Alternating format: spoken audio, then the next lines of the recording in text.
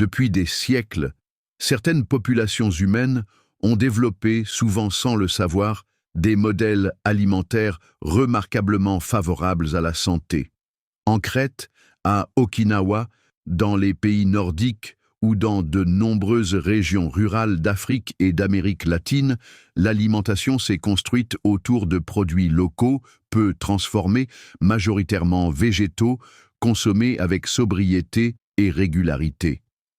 Ces régimes traditionnels n'avaient pas pour objectif explicite de lutter contre l'inflammation, mais leurs effets allaient bien au-delà de la simple subsistance. Longévité accrue, faible prévalence des maladies chroniques et meilleure résilience globale de l'organisme. Le régime crétois, par exemple, repose sur une abondance de légumes, de légumineuses, de céréales complètes et d'huile d'olive, complétée par une consommation modérée de poissons et très limitée de viande.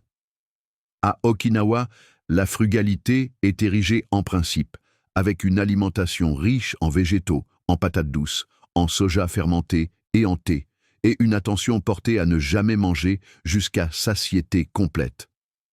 Dans les régions nordiques, les poissons gras, les baies riches en antioxydants et les céréales complètes jouent un rôle central, tandis que de nombreux régimes traditionnels africains ou andins s'appuient sur les légumineuses, les céréales locales et les légumes-feuilles.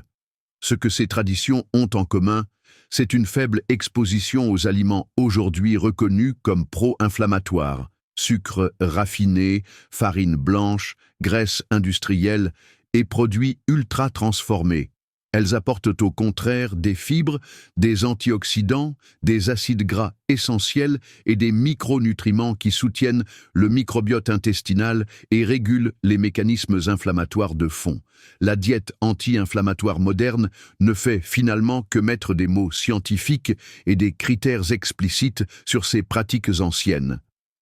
Elle identifie clairement les aliments à favoriser et ceux à éviter, s'appuie sur les données cliniques récentes et se veut adaptable aux modes de vie contemporains et aux pathologies spécifiques.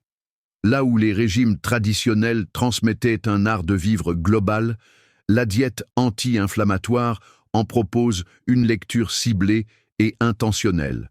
Ainsi, loin de s'opposer, tradition alimentaire et approche anti-inflammatoire se rejoignent. La seconde apparaît comme une synthèse contemporaine des savoirs empiriques du passé, une tentative de réconcilier modernité, science et sagesse ancestrale pour répondre aux défis de santé d'aujourd'hui.